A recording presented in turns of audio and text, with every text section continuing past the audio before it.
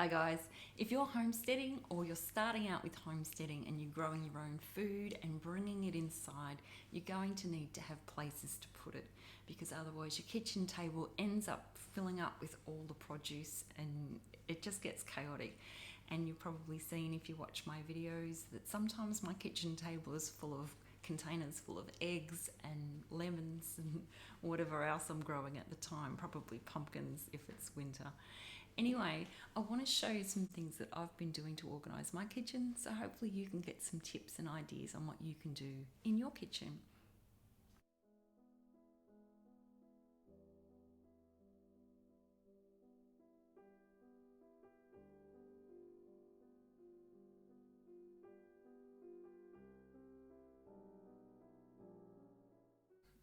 The bookshelf I picked up secondhand for a couple of dollars, and I painted it up so it would match my kitchen.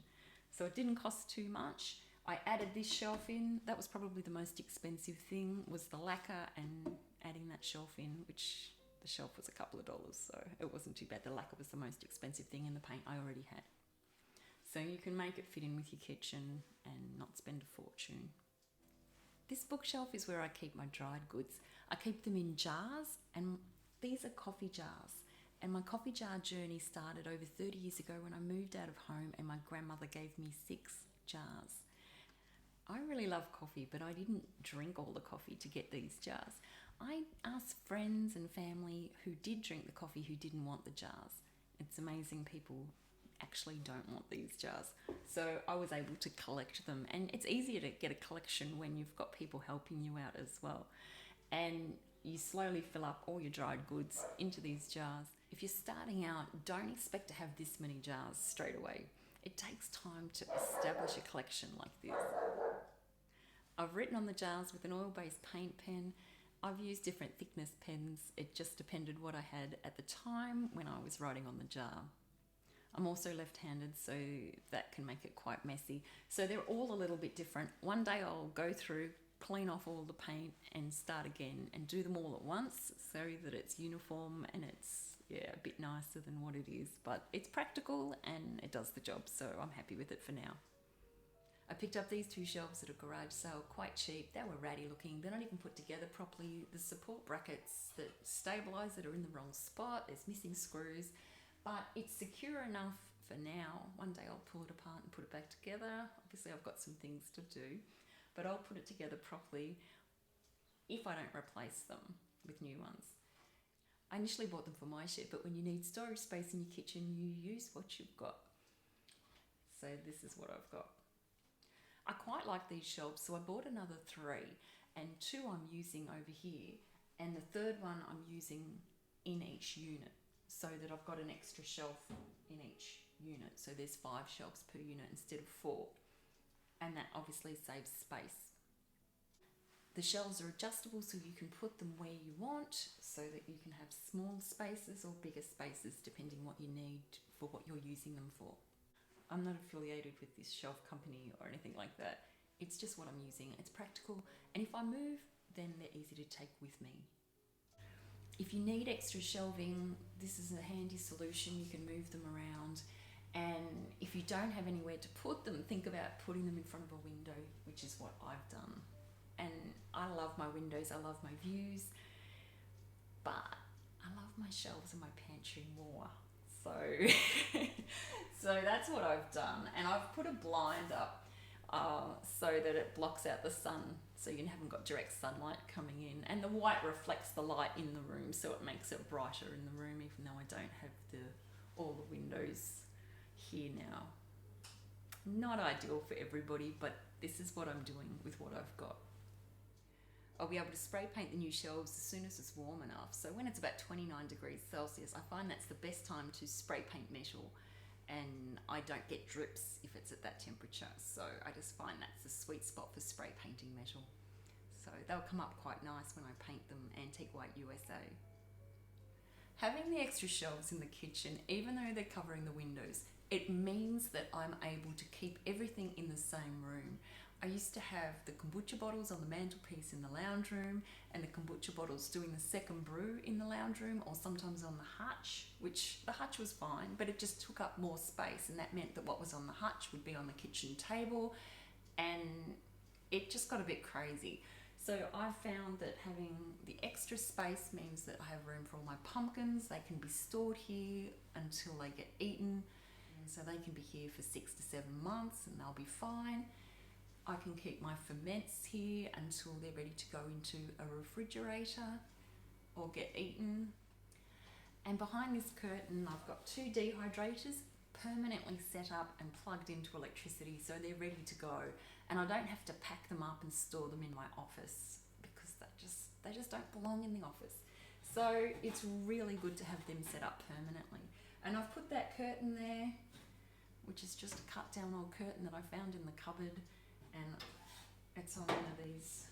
It's called stretch curtain wire, and I get it on eBay along with the shelves. I use these all the time in doorways with curtains and all sorts of places.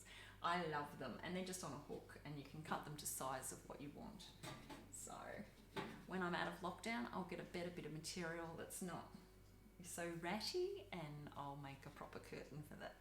But this is okay for now because I don't really want to look at the dehydrators, and there's a bit of space there, so when I'm dehydrating, it's not building up moisture in there. The meat safe I picked up secondhand, and I gave it a clean up and a paint, and it's come up pretty good, I think. This is what the meat safe and vegetable storage looked like before, and it fits quite nicely there. This is what they look like after.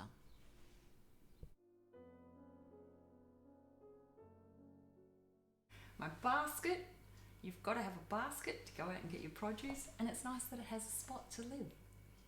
My wines, places for my eggs, and of course all my canning jars that are being used. I have the wines sitting on a Hessian bag so that they don't roll around. In my shed I have more shelves, and that's where the empty jars get stored. But that's the spot that they're meant to be in. I love shelves. This hutch is a really good storage solution because it has heaps of storage space, and this is where I keep all of my canning supplies and my fermenting supplies, as well as recipe books and bread makers, pasta makers, that sort of thing goes inside this hutch. And then obviously I have my canned goods and more fermenting and dehydrated products here, and more eggs, and my kombucha hotel, my SCOBY hotel, not kombucha hotel.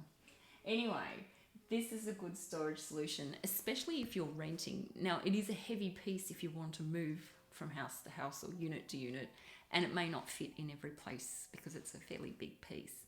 It does come apart though, so it's one of those pieces that if you are a renter, you're bringing your own storage. So it's something to think about. Now, it's not as easy to move around as the metal units, the metal shelving units that I have, but it's definitely a good investment piece. And if you can pick one up secondhand, people get rid of all sorts of things, then that can be a cheaper option for you as well if you're able to move it around and get a trailer and get someone to help you move it. Then it's definitely something to think about if you are a renter. Up on top of the hutch is where I store my canner and my big saucepans, except for my chicken and duck processing saucepan. That has to go out in the shed because it's massive. But the big saucepans that I use for cooking in the kitchen, they go up there. Now, storing things up high works quite well for me because I'm tall. If you're not as tall, then make sure you have a secure step ladder that's not going to wobble around and move on you and be dangerous. Make sure you have something safe to stand on if you're going to store things up high. But it's definitely a wonderful way to use space, because it's a wasted space otherwise, and space is something that we need. If you want to be organised, you want to make use of all the space you've got. If you're looking for storage space, the floor is the first thing that gets filled up with your furniture. So sometimes if you look up, you can have space. And I made this, and I've got a video that I can share with you.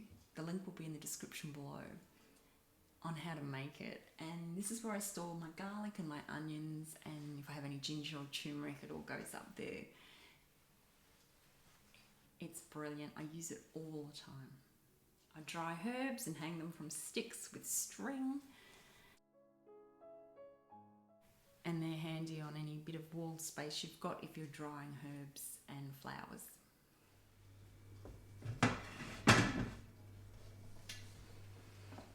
In my canner, I keep everything I'm going to need for canning.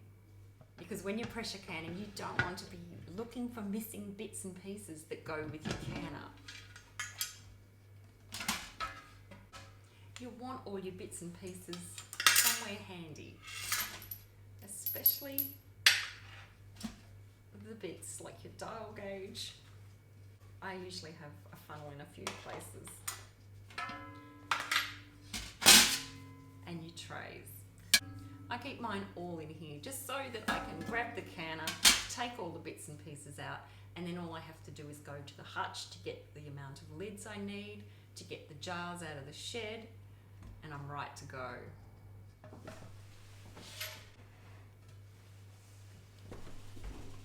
As I mentioned earlier, I keep my empty canning jars in the shed. I have the boxes on a shelf and they're labelled so I know which size jars go in which box, and that's where they're kept. I keep my canning supplies with the hutch, but where do I keep my canning rings? If you're a canner, you know that you're going to have a lot of canning rings. I like to tie them with string so that they're contained in the amount sizes that I would use them in. And until the Iceman starts delivering ice in his truck for my old refrigerator, it's the perfect place for me to keep the canning rings.